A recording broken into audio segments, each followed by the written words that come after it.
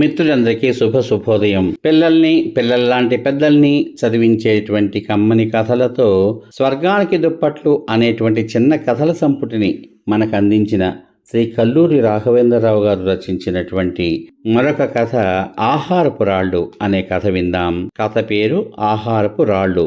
కథలోకి వెళ్దాము. మరి శ్రీశైలం అడవుల గుండా ఓ సాధువు నడిచి వస్తూ సాయంకాలం వేళకు ఓ లోయలో ఉన్న చిన్న పల్లెకు చేరాడు. ఆ రాత్రికి అక్కడే ఉండిపోదాం అని అనుకుని ఓ చిన్న గుడిసె ముందు ఆగాడు.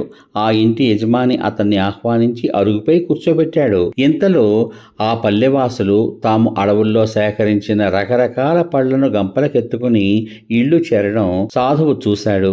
ఆ పండ్లను చూడగానే అతనికి నోరూరింది. కొద్దిసేపటికి ఆ పల్లెవాసులంతా ఆ సాధువు చుట్టూ చేరారు. వారికి ఇంద్రియ నిగ్రహం ఎలా కలిగి ఉండాలో చక్కగా జ్ఞానబోధ చేశాడు ఆ సాధువు. వాళ్ళు ఆ రాత్రికి తమ ఆతిథ్యం స్వీకరించమని సాధువుని కోరారు. అందుకు సాధువు కూడా వారితో ఇలా అన్నాడు: అయ్యలారా, నా దగ్గర ఓగిరపు రాళ్ళు ఉన్నాయి. ఎక్కడా ఏమీ దొరకనప్పుడు వాటిని వండుకు తింటూ ఉంటాను. ఇక్కడ పళ్ళు దొరుకుతున్నాయి కదా, ఈ పూట తిని ఉదయాన్నే మరో ఊరు వెళ్తాను అన్నాడు సాధువు. దాంతో వాళ్ళు అతను కోరినట్లే తియ్యని పండ్లు ఇచ్చారు. వాటిని సాధువు ప్రీతిగా తిని కడుపు నింపుకున్నాడు. ఉదయాన్నే సాధువు జోలె సర్దుకుని ఆ పల్లెవాసులకు ఆశీస్సులు అందచేసి బయలుదేరాడు. మధ్యాహ్నానికల్లా మరో ఊరు చేరుకున్నాడు. ఆ ఊళ్ళో ఆ రోజు జాతర కావడంతో ప్రతి ఇంట్లోనూ పిండి వంటలు వండుతున్నారు. వాటి వాసనతో ఊరంతా నిండిపోయింది. సాధువు ముక్కుపటాలకు ఆ వాసన సోకింది. దాంతో ఆ వంటలు తినాలి అని అనిపించింది. ఇంతలో ఆ గ్రామ పెద్ద సాధువును ఆహ్వానించి కడుపు నిండా పిండి వంటలు వడ్డించాడు. సాధువు ఏ ఒక్కటి వదలకుండా సుష్టిగా తిని జిహ్వ చాపల్యం తీర్చుకున్నాడు. ఆ గ్రామ పెద్దకు కృతజ్ఞతలు తెలిపి ముందుకు సాగాడు. చీకటి పడే వేళకు ఆ సాధువు ఓ కోయ గూడెం చేరాడు. కోయలు సాధువును సాదరంగా తమ గూడెంలోకి ఆహ్వానించారు. సాధువు ఆ గూడెం దొర ఇంటి ముందున్న నులక మంచంపై కూర్చుంటూ ఆ అటవీకులంతా వేటాడి తెస్తున్న జంతువుల్ని పక్షుల్ని చూశాడు. వాటిని చూడగానే అతనికి మాంసం తినాలి అనే కోరిక పుట్టింది. కానీ తాను సాధువు కావడంతో ఆ కోరిక తీరుతుందో లేదో అనే సందేహం కలిగింది అతనికి.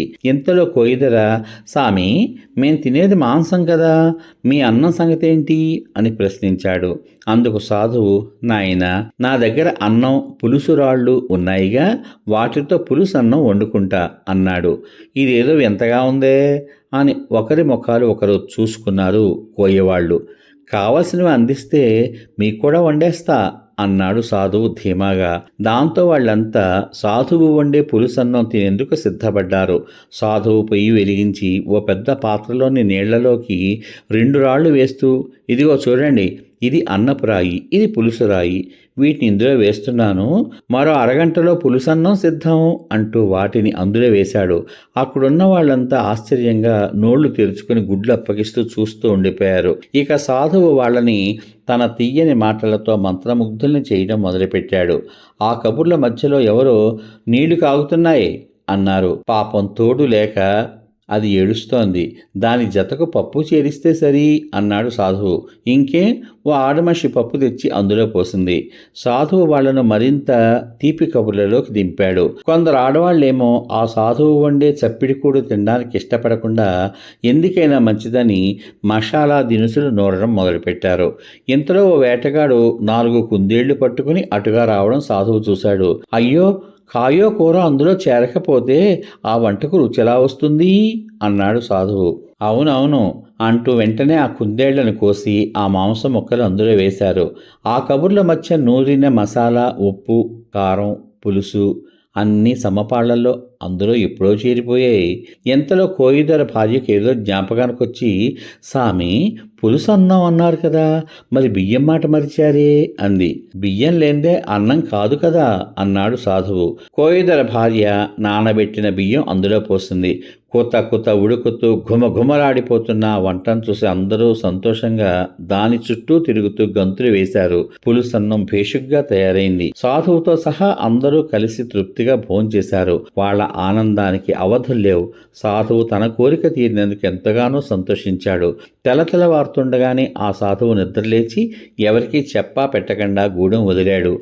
పోతూ తావులో పడున్న కొన్ని గులకరాళ్లను ఏరుకుని తన జోలెలో వేసుకుని ముందుకు సాగాడు ఆ సాధువు. సమాప్తం. ఇంతవరకు మీరు శ్రీ కల్లూరు రాఘవేంద్రరావు తాతయ్య గారు రచించిన స్వర్గానికి దుప్పట్లు అనేటువంటి చిన్న కథల సంపుటి నుండి ఆహారపు రాళ్ళు అనే కథ విన్నారుగా. ఒక మనిషి తాను కష్టపడకుండా సాధువు అనేటువంటి ముసుగులో రోడ్డు మీద దొరికిన కొన్ని గుళకరాళ్లను తీసుకుని తాను ఏ గ్రామానికి వెళ్తే ఆ గ్రామంలోని అమాయకులందరినీ కూడా అతను మోసగించి తన జిహ్వ చాపల్యాన్ని తీర్చుకున్నాడు. ఇటువంటి స్వార్థపరులు ఈనాడు మన సమాజంలో కూడా స్వామీజీల అవతారం రూపంలో అక్కడక్కడా కనిపిస్తూ ఉంటారు. అందువల్ల మనం ఎవరు ఎలాంటి వాళ్ళో విజ్ఞతతో తెలుసుకుని ప్రవర్తించాలి. అలా ప్రవర్తించకపోతే ఆ సాధువులాంటి వాళ్ళు మరో చోటికి వెళ్ళి అక్కడ జనం మీద తమ యొక్క ప్రభావాన్ని చూపించి తమ పబ్బం గడుపుకుంటారు. వెంటనే కాకపోయినా